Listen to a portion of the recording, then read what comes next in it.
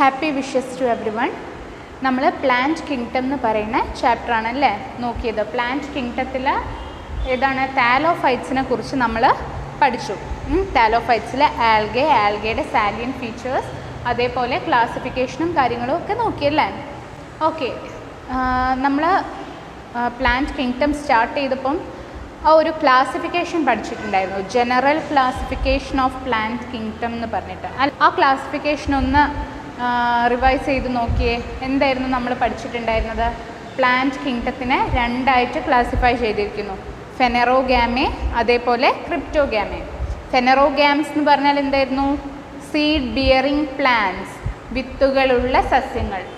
അതേപോലെ ക്രിപ്റ്റോഗാമെ പറഞ്ഞാൽ seedless plants, സീഡുകൾ വിത്തുകൾ പ്രൊഡ്യൂസ് ചെയ്യാത്ത സസ്യങ്ങൾ. ഓക്കെ, ഈ ക്രിപ്റ്റോഗാംസിനെ മൂന്നായിട്ട് ക്ലാസിഫൈ ചെയ്തിട്ടുണ്ടായിരുന്നു. ഏതൊക്കെയായിരുന്നു?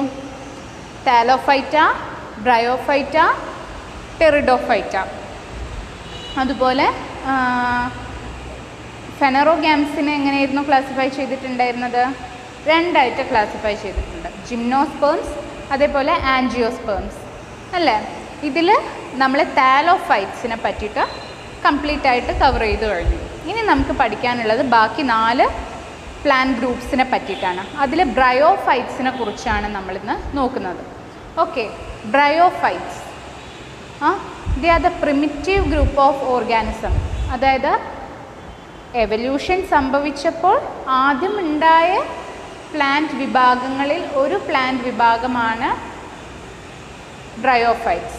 നമ്മൾ പറഞ്ഞു algae is also A primitive group of organism and it is the lower plant group. Lower plant ഗ്രൂപ്പാണ് ആൽഗെ. ആ ആൽഗയെക്കാളും ഒരു പടി മുന്നിൽ നിൽക്കുന്ന, എന്നാൽ എവല്യൂഷൻ സംഭവിച്ചപ്പോൾ ആദ്യം ഉണ്ടായ ഒരു പ്ലാന്റ് വിഭാഗമാണ് ബ്രയോഫൈറ്റ്സ്. ഓക്കെ, ആൽഗയെക്കാളും കുറച്ചും കൂടെ ഓർഗനൈസ്ഡ് ആണ്. പിന്നെ അവരെ പറ്റി പറയുകയാണെങ്കിൽ bryophytes are amphibians of plant kingdom. Amphibians എന്ന് പറഞ്ഞാൽ കരയിലും വെള്ളത്തിലും ഒരുപോലെ ജീവിക്കാൻ കഴിയുന്ന ജീവികളെയാണ് ആംഫിബിയൻസ് എന്ന് പറയുന്നത്. എന്തുകൊണ്ടാണ് ബ്രയോഫൈറ്റ്സിനെ ആംഫിബിയൻസ് എന്ന് പറയാൻ കാരണം? കുറച്ച് മുന്നോട്ടേക്ക് പോയിട്ടുണ്ടെങ്കിൽ നമുക്ക് മനസ്സിലാവും എന്തുകൊണ്ടാണ് ബ്രയോഫൈറ്റ്സിനെ ആംഫിബിയൻസ് എന്ന് പറയുന്നത് എന്ന്. ഓക്കെ, കഴിഞ്ഞ ക്ലാസ്സിൽ നമ്മൾ ആൽഗയെ പറ്റി പഠിച്ചപ്പോൾ നമുക്ക് ഒരു കണക്റ്റ് ചെയ്യാൻ പറ്റുമായിരുന്നു. എന്താണ്? ആൽഗെ വെള്ളത്തിൽ പച്ച നിറം ഉണ്ടാവാൻ കാരണം ആൽഗയാണെന്ന് പറഞ്ഞപ്പോൾ നിങ്ങൾക്ക് അങ്ങനെ ഒരു കണക്ഷൻ കിട്ടിയല്ലേ. ആ പായലുകളാണ് ആൽഗയെന്ന്. പക്ഷേ ഇപ്പം ബ്രയോഫൈറ്റ്സ് എന്ന് വന്ന് ഞാൻ ഡയറക്റ്റായിട്ട് ക്ലാസ് അങ്ങ് എടുത്തു പോവുകയാണെങ്കിൽ നിങ്ങൾക്ക് യാതൊരു ഐഡിയയും കിട്ടില്ല എന്താണ് ഈ ബ്രയോഫൈറ്റ്സ് എന്ന് പറയുന്നത്. കുറേ തിയറീസ് പഠിക്കാമെന്നല്ലാണ്ട് ആ ഒരു റിയാലിറ്റി നിങ്ങൾക്ക് മനസ്സിലാവില്ല. അതുകൊണ്ട് ഞാൻ കുറച്ച് പിക്ചേഴ്സ് കാണിച്ചു തരാം. ഈ ചിത്രങ്ങളൊക്കെ നോക്കിക്കേ. ഈ സസ്യങ്ങളെയൊക്കെ നിങ്ങൾക്ക് കണ്ടു പരിചയമുണ്ട് അല്ലേ. ഈ സസ്യങ്ങൾ തണലുള്ള എന്നാൽ ഈർപ്പമുള്ള സ്ഥലം, തണലുള്ളതും ഈർപ്പമുള്ളതുമായിട്ടുള്ള സ്ഥലങ്ങളിലാണ് ബ്രയോഫൈറ്റ്സിനെ കാണുന്നത്. ഇനി ബ്രയോഫൈറ്റ്സിൻ്റെ സാലിയൻ ഫീച്ചേഴ്സിലേക്ക് പോവാം. They exhibit alternation of generation in their life cycle. Alternation of generation, ആ ഒരു ടേം നിങ്ങൾ ആദ്യമായിട്ട് കേൾക്കുകയാണ് അല്ലേ. ഓൾട്ടർനേഷൻ ഓഫ് ജനറേഷൻ എന്ന് പറഞ്ഞ ടേം നിങ്ങൾ ഇതുവരെ പഠിച്ചിട്ടുണ്ടായില്ല.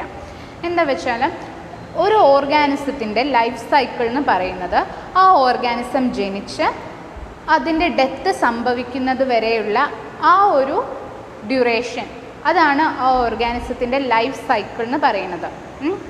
ആ ഒരു ലൈഫ് സൈക്കിളിൽ ഈ ഓർഗാനിസം 2 ഫോമിൽ, അതായത് മോർഫോളജിക്കലി ഡിഫറെൻ്റ് ആയിട്ടുള്ള 2 ഫോമിൽ, നമുക്ക് കാണുമ്പോൾ തന്നെ മനസ്സിലാവും ഇത് 2 ഫോമാണെന്ന്. കാഴ്ചയിൽ തന്നെ അവരുടെ വ്യത്യാസം മനസ്സിലാക്കാൻ കഴിയുന്ന 2 ഫോമിൽ എക്സിസ്റ്റ് ചെയ്യുകയാണെങ്കിൽ അതിനെയാണ് നമ്മൾ ഓൾട്ടർനേഷൻ ഓഫ് ജനറേഷൻ എന്ന് പറയുന്നത്. അതായത് ഒരു സെക്ഷുവൽ ഫേസും ഉണ്ടായിരിക്കും, ഒരു അസെക്ഷുവൽ ഫേസും ഉണ്ടായിരിക്കും. ആ ഒരു ഓർഗാനിസത്തിൻ്റെ ലൈഫ് സൈക്കിളിൽ ഒരു സെക്ഷുവൽ ഫേസും ഒരു അസെക്ഷുവൽ ഫേസും ഉണ്ടായിരിക്കും. ഈ സെക്ഷുവൽ ഫേസും അസെക്ഷുവൽ ഫേസും റെപ്രസെൻ്റ് ചെയ്യുന്നത് മോർഫോളജിക്കലി ഡിഫറെൻ്റ് ആയിട്ടുള്ള 2 ഫോമിലായിരിക്കും. ഓക്കെ, അതിനെയാണ് ഓൾട്ടർനേഷൻ ഓഫ് ജനറേഷൻ എന്ന് പറയുന്നത്. ഇപ്പോൾ പറയുകയാണെങ്കിൽ ഒരു ബ്രയോഫൈറ്റിൻ്റെ മെയിൻ പ്ലാന്റ് ബോഡി എന്ന് പറയുന്നത് ഗാമിറ്റോഫൈറ്റ് ആണ്. Gametophyte is the sexual phase of the bryophyte and it represent the main plant body of bryophyte. ഇനി വന്നിട്ട് അസെക്ഷുവൽ ഫേസിൽ ആ ബ്രയോഫൈറ്റ് റെപ്രസെൻറ്റ് ചെയ്യുന്ന സ്ട്രക്ചർ അല്ലെങ്കിൽ ഫോം എന്ന് പറയുന്നത് സ്പോറോഫൈറ്റിക് ഫേസ്, സ്പോറോഫൈറ്റിക് ഫോമാണ്. ഓക്കെ, ഞാനൊരു പിക്ചർ കാണിച്ചു തരാം. ഈ പിക്ചറിൽ നോക്കിക്കേ, ഇതിൻ്റെ താഴ്ഭാഗത്ത്, ഈ ഒരു പ്ലാന്റിൻ്റെ താഴ്ഭാഗത്ത് നിങ്ങൾ ലീഫി സ്ട്രക്ചർ കാണുന്നുണ്ട് അല്ലേ? ആ ഒരു ഫേസാണ് ഗാമിറ്റോഫൈറ്റിക് ഫേസ്. അതാണ് ആ ബ്രയോഫൈറ്റിൻ്റെ മെയിൻ പ്ലാന്റ് ബോഡി. ആ ഒരു ഫേസാണ് സെക്ഷുവൽ ഫേസ്. ഇനി വന്നിട്ട് അതിൻ്റെ മുകളിലേക്ക് നോക്കിക്കേ, ഒരു ക്യാപ്സ്യൂൾ പോലെ ഒരു സംഭവം ഇങ്ങനെ ഒരു സ്റ്റോക്കിൽ അറ്റാച്ച് ചെയ്തിരിക്കുന്നത് കാണാം അല്ലേ? ആ ഒരു ഫേസാണ് സ്പോറോഫൈറ്റിക് ഫേസ്, അതായത് അസെക്ഷുവൽ ഫേസ്. ഓക്കെ, അങ്ങനെ ആ ഒരു ലൈഫ് സൈക്കിളിൽ ഈ രണ്ട് ഫോം എക്സിബിറ്റ് ചെയ്യുന്നതിനെയാണ് നമ്മൾ ഓൾട്ടർനേഷൻ ഓഫ് ജനറേഷൻ എന്ന് പറയുന്നത്. ഒപ്പം നമ്മൾ ഗാമിറ്റോഫൈറ്റിനെ കുറിച്ച് നോക്കാം. ഗാമിറ്റോഫൈറ്റ് ഓഫ് ബ്രയോഫൈറ്റിനെ പറ്റി നോക്കാം. Gametophytic phase is the main plant body of the bryophyte. ഒരു ബ്രയോഫൈറ്റിൻ്റെ മെയിൻ പ്ലാന്റ് ബോഡി എന്ന് പറയുന്നത് ഗാമിറ്റോഫൈറ്റ് ആണ്. നിങ്ങൾ ഈ പിക്ചറിൽ കണ്ടു, ഗാമിറ്റോഫൈറ്റിൻ്റെ പ്രത്യേകത എന്താണ്? It is a photosynthetic green branched structure. Photosynthetic ആണ്, ഗ്രീൻ കളേർഡ് ആണ്, അതുപോലെ ബ്രാഞ്ച്ഡ് സ്ട്രക്ചറാണ്. ഗാമിറ്റോഫൈറ്റിന് ഡെഫിനിറ്റ് ആയിട്ടുള്ള റൂട്ടോ സ്റ്റെമ്മോ ലീവ്സോ ഇല്ല. പകരം root like, leaf like, stem like structures ആണ് ഉള്ളത്. അതായത് താലോയിഡ് പ്ലാന്റ്സ് തന്നെയാണ് ബ്രയോഫൈറ്റ്സ്, പക്ഷേ little bit complex, little bit advanced. Okay, ഞാൻ പറഞ്ഞു ഇവരുടെ ബോഡി എന്ന് പറയുന്നത്, ഇവരുടെ മെയിൻ പ്ലാന്റ് ബോഡി എന്ന് പറയുന്നത് root like, leaf like, stem like structures ആയിട്ട് ഡിഫറൻഷ്യേറ്റ് ചെയ്തിട്ടുണ്ട്. ഓക്കെ, ഇതിൽ റൂട്ട് ലൈക്ക് സ്ട്രക്ചേഴ്സിനെ നമ്മൾ റൈസോയിഡ്സ് എന്നാണ് പറയുന്നത്. Provide anchorage to the substratum. ആ പ്ലാന്റിനെ മണ്ണിൽ അറ്റാച്ച് ചെയ്യാൻ വേണ്ടിയിട്ട് സഹായിക്കുന്നത് ഏതാണ്? ഈ റൈസോയിഡ്സ് ആണ്. ഓക്കെ, ഇനി വന്നിട്ട് ഞാൻ പറഞ്ഞു gametophytic phase is a sexual phase. അപ്പോൾ സെക്ഷുവൽ ഫേസ് ആയിരിക്കുന്നത് കൊണ്ട് തന്നെ സെക്സ് ഓർഗൻസ് പ്രസൻ്റ് ആയിരിക്കും അല്ലേ? Male sex organ is antheridium. ഈ ആന്തറീഡിയത്തിന് ഒരു ഗ്ലോബോ സ്ട്രക്ചറാണ്, അതായത് ഒരു സർക്കുലർ സ്ഫെറിക്കൽ സ്ട്രക്ചറാണ് ആന്തറീഡിയത്തിന് ഉണ്ടായിരിക്കുക. Antheridium produces several biflagellated antherozoids which represents sperm or male gamete. ഈ ആന്തറോസോയിഡ്സിന് ഒരു പ്രത്യേകതയുണ്ട്, they are biflagellated. കഴിഞ്ഞ ക്ലാസ്സിൽ പഠിച്ചു അല്ലേ? ഫ്ലജല്ലയെ കുറിച്ച് പഠിച്ചു. Flagella is A locomotive organ. നമ്മളെ ലോവോ പ്ലാന്റ് ഗ്രൂപ്പ്സ്, ആൽഗെ, അതേപോലെ ആൽഗയുടെ ഗാമേറ്റ്സ്, ബ്രയോഫൈറ്റ്സിൻ്റെ ഗാമേറ്റ്സിനെയൊക്കെ മൂവ് ചെയ്യാൻ സഹായിക്കുന്ന ലോക്കോമോട്ടീവ് ഓർഗനാണ് ഫ്ലജല്ല. നമ്മൾ രണ്ട് കൈൻഡ് ഓഫ് ഫ്ലജല്ലേഴ്സിനെ പറ്റി പഠിച്ചു. ഏതാണ്? ടെൻസിൽ ഫ്ലജല്ല, അതേപോലെ വിപ്ലാഷ് ഫ്ലജല്ല. അതിൻ്റെ പ്രത്യേകതകളൊക്കെ നിങ്ങൾക്ക് അറിയാമെന്ന് വിചാരിക്കുന്നു. ഓക്കെ, ഇപ്പം നമ്മൾ പറഞ്ഞു വന്നത് മെയിൽ ഗ്യാമേറ്റ്സ്, അതായത് ആന്തറീഡിയത്തിൽ പ്രൊഡ്യൂസ് ചെയ്യുന്ന മെയിൽ ഗ്യാമേറ്റ്സിൻ്റെ പേരാണ് ആന്തറോസോയിഡ്സ്. അവരുടെ പ്രത്യേകത എന്താണ്? They are biflagellated. Female sex ഓർഗനെ കുറിച്ച് നോക്കാം. ഫിമെയിൽ സെക്സ് ഓർഗൻ ഏതാണ്? ആർക്കിഗോണിയം. ആർക്കിഗോണിയമാണ് ബ്രയോഫൈറ്റിൻ്റെ ഫിമെയിൽ സെക്സ് ഓർഗൻ. ഈ archegonium is a flask shaped structure. Flask shaped ആണ്. ഈ പിക്ചറിൽ നിങ്ങൾക്ക് കാണാം അല്ലേ? ആന്തറീഡിയത്തിൽ ധാരാളം ആന്തറോസോയിഡ്സ് പ്രൊഡ്യൂസ് ചെയ്യപ്പെടുന്നുണ്ട്. എന്നാൽ ആർക്കിഗോണിയത്തിൽ ആകെ ഒരു എഗ്ഗ് മാത്രം, സിംഗിൾ എഗ്ഗ് മാത്രമേ പ്രൊഡ്യൂസ് ചെയ്യുന്നുള്ളൂ. പ്ലാന്റ് കിങ്ഡത്തിലെ ആംഫിബിയൻസ് ആണ് ബ്രയോഫൈറ്റ്സ് എന്ന് അല്ലേ? എന്തുകൊണ്ടാണെന്ന് വെച്ചാൽ ഇവരുടെ ഫെർട്ടിലൈസേഷൻ നടക്കണമെങ്കിൽ, fertilisation means fusion of male gamete with that of female gamete. Female ഗ്യാമേറ്റും മെയിൽ ഗ്യാമേറ്റും ഫ്യൂസ് ചെയ്ത് ഒരു സൈഗോട്ട് ഫോർമേഷൻ നടക്കണമെങ്കിൽ ഇവർക്ക് വാട്ടർ, വെള്ളം അത്യാവശ്യമാണ്. Without water fertilisation is impossible. ശരിക്കും ആംഫിബിയൻസ് എന്ന് പറയുന്ന ടേമിൻ്റെ പക്ക മീനിങ് എന്താണെന്ന് വെച്ചാൽ കരയിൽ ജീവിക്കുകയും അതുപോലെ പ്രജനനത്തിനായിട്ട്, അതായത് യങ് വൺസിനെ പ്രൊഡ്യൂസ് ചെയ്യാൻ വേണ്ടിയിട്ട് വെള്ളം ഉപയോഗിക്കുകയും ചെയ്യുന്ന ജീവികളെയാണ് ആംഫിബിയൻസ് എന്ന് പറയുന്നത്. ഓക്കെ, അതുപോലെ ബ്രയോഫൈറ്റ്സിൻ്റെ ഫെർട്ടിലൈസേഷൻ പോസിബിൾ ആവണമെങ്കിൽ അല്ലെങ്കിൽ യങ് വൺസ് പ്രൊഡ്യൂസ് ചെയ്യണമെങ്കിൽ വാട്ടർ ഈസ് മസ്റ്റ്. അതുകൊണ്ടാണ് അവയെ ആംഫിബിയൻസ് ഓഫ് പ്ലാന്റ് കിങ്ഡം എന്ന് പറയുന്നത്. അവർ കരയിലാണ് ജീവിക്കുന്നത്, പക്ഷേ ബ്രീഡിങ്ങിന് വേണ്ടിയിട്ട് അല്ലെങ്കിൽ ഫെർട്ടിലൈസേഷൻ പോസിബിൾ ആവണമെങ്കിൽ എന്ത് വേണം? വെള്ളം ആവശ്യമാണ്. ഓക്കെ, ആന്ത്രോസോയിഡ്സ് വെള്ളത്തിലേക്ക് റിലീസ് ചെയ്യപ്പെടും. മെയിൽ ഗമീറ്റ്സ് ആയിട്ടുള്ള ആന്ത്രോസോയിഡ്സ് വെള്ളത്തിലേക്ക് റിലീസ് ചെയ്യപ്പെടും. ഈ ആന്ത്രോസോയിഡ്സ് ആർക്കിഗോണിയത്തിലെത്തുകയും ആർക്കിഗോണിയത്തിലെത്തുന്ന അനേകം ആന്ത്രോസോയിഡ്സിൽ നിന്ന് ഒരു സിംഗിൾ ആന്ത്രോസോയിഡ്, ഒരു സിംഗിൾ സ്പെർം എഗ്ഗുമായിട്ട് ഫ്യൂസ് ചെയ്ത് സൈഗോട്ട് ഫോർമേഷൻ നടക്കുകയാണ് ചെയ്യുന്നത്.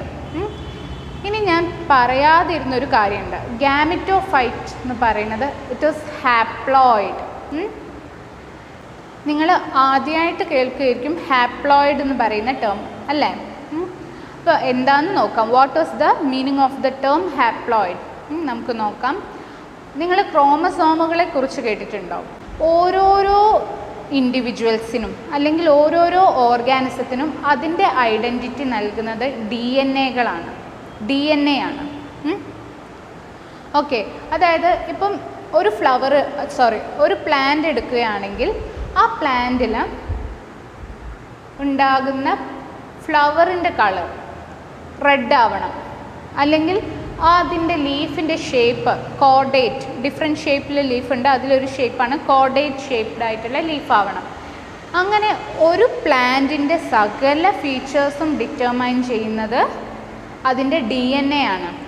ഓക്കെ, പ്ലാന്റ് എന്ന് മാത്രമല്ല, ഏതൊരു ഓർഗാനിസം ആണെങ്കിലും, ഏതൊരു ലിവിങ് ഓർഗാനിസം ആണെങ്കിലും അതിൻ്റെ ഫീച്ചേഴ്സ്, മോർഫോളജിക്കൽ ആയിട്ടുള്ള ഫീച്ചേഴ്സിൻ്റെ പിന്നിലുള്ള രഹസ്യം DNA ആണ്.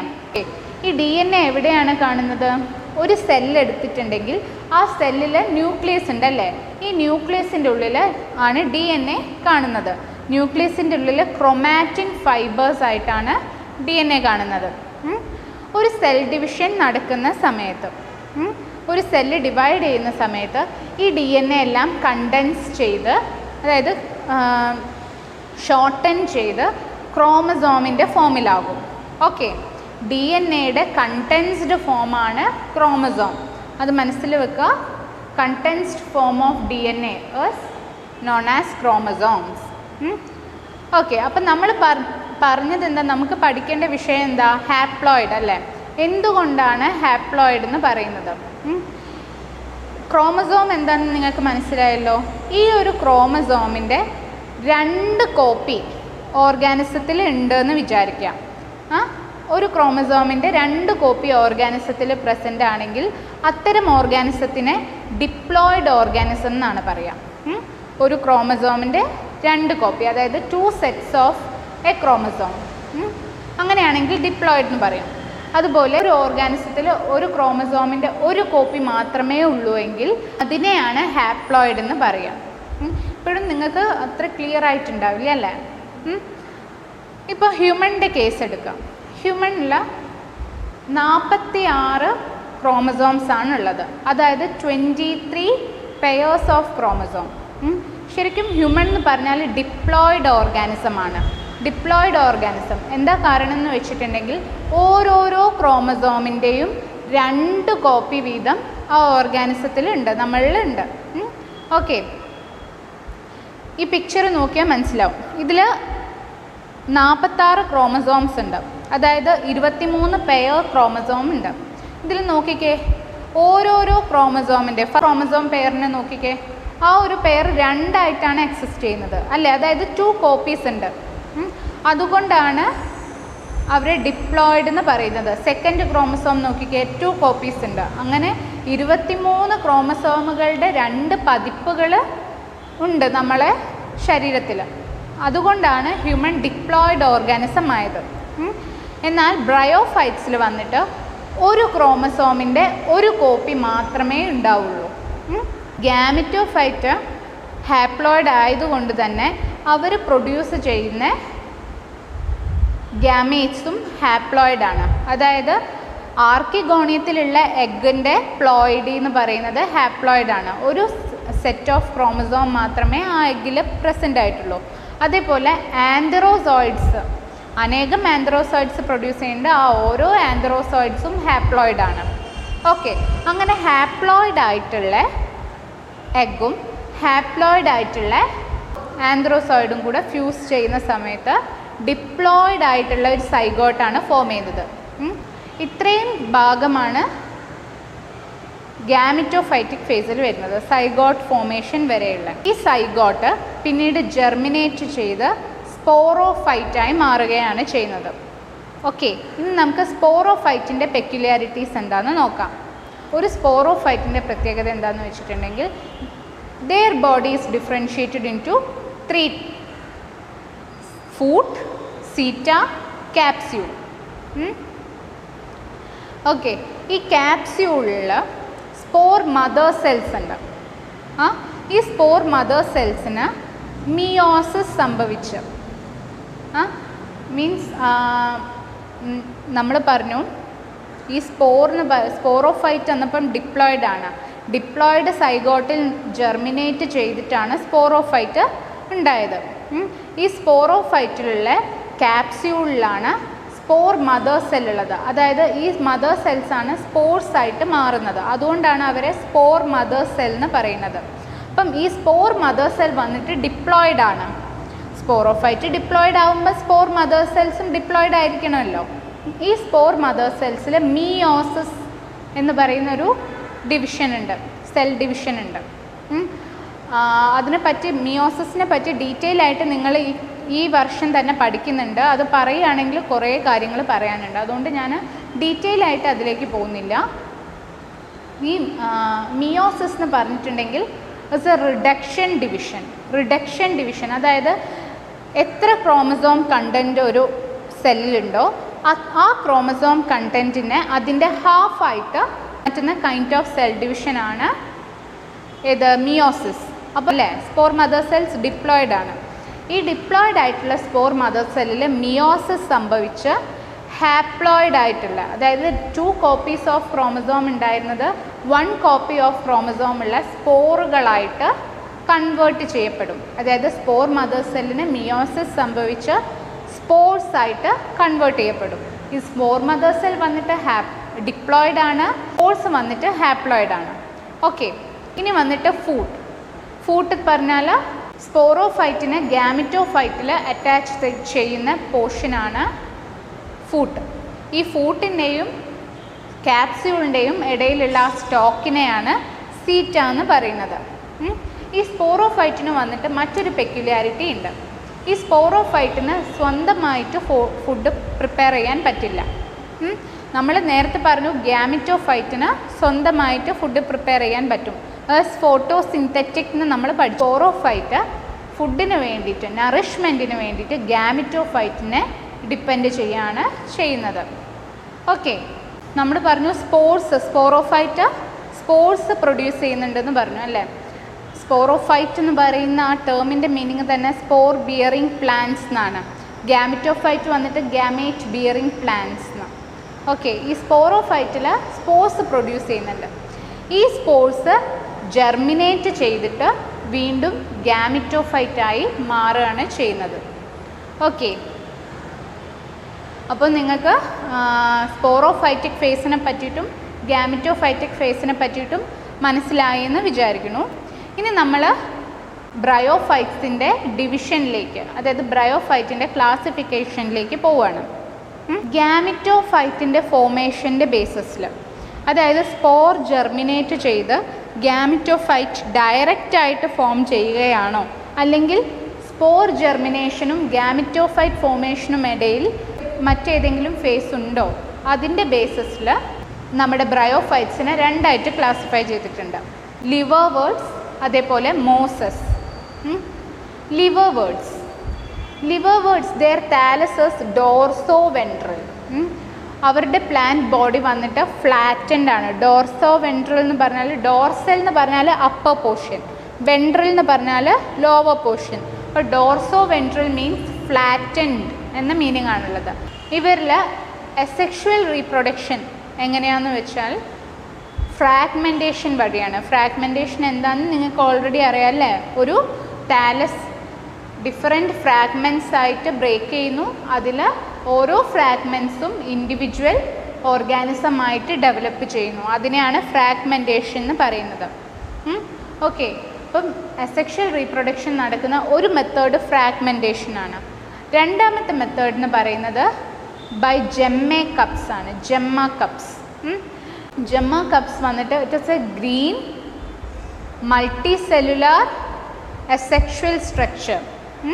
കപ്പ് ഷേപ്ഡ് ആയിട്ടുള്ള അസെക്ഷൽ ബോഡീസ് ആണ് ജെമ്മ കപ്സ്. ഈ ജെമ്മ കപ്സ് പാരൻ്റ് ബോഡിയിൽ നിന്ന് ഡിറ്റാച്ച് ചെയ്ത് ഇൻഡിവിജ്വൽ ഓർഗാനിസമായിട്ട്, ഇൻഡിവിജ്വൽ ബ്രയോഫൈറ്റ് ആയിട്ട് ഡെവലപ്പ് ചെയ്യുകയാണ് ചെയ്യുന്നത്.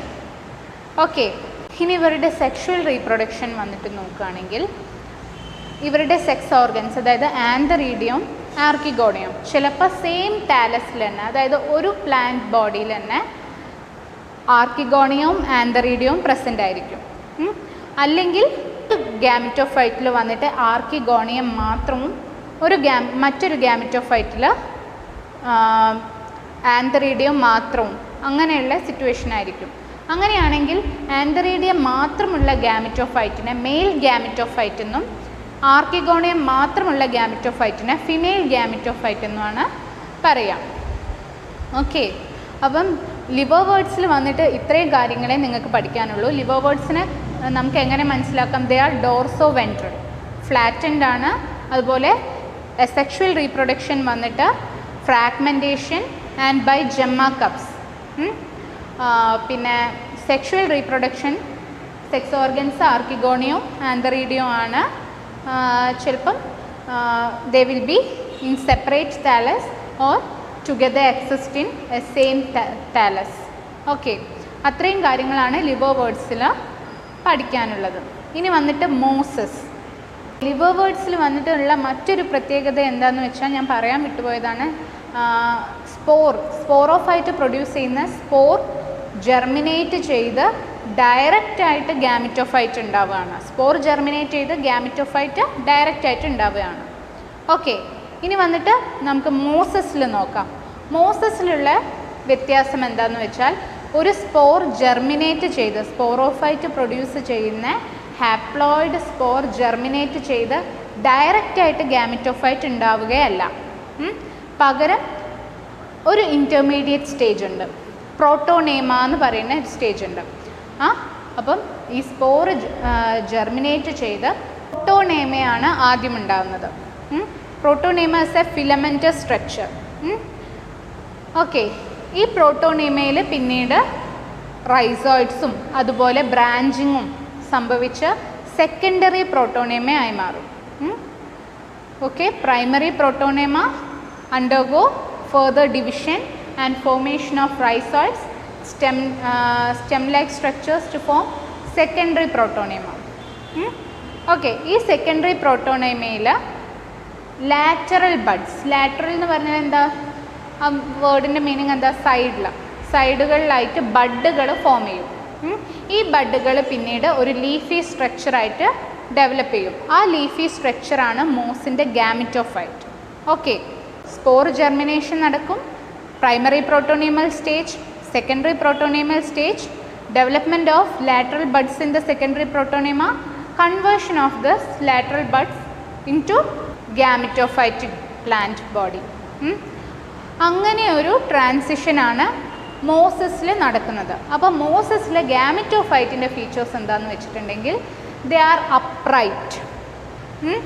അപ്രൈറ്റ്. സ്ട്രെയിറ്റ് ആയിട്ട് നിങ്ങൾക്ക് പിക്ചറിൽ കാണാം അല്ലേ, സ്ട്രെയിറ്റ് ആയിട്ട് നിൽക്കുന്നു. അതേപോലെ ദേ പൊസസ് സ്പൈറലി അറേഞ്ച്ഡ് ലീവ്സ് സ്പൈറലായിട്ട് ആ ഒരു സ്റ്റെം ലൈക്ക് സ്ട്രക്ചറിന് ചുറ്റും അറേഞ്ച് ചെയ്തിരിക്കുന്നു. പ്രോസസ്സിലുള്ള അസെക്ഷുവൽ റീപ്രൊഡക്ഷൻ വന്നിട്ട് ഫ്രാഗ്മെൻറ്റേഷനിലൂടെയും അതേപോലെ ബഡ്ഡിങ്ങിലൂടെയാണ്.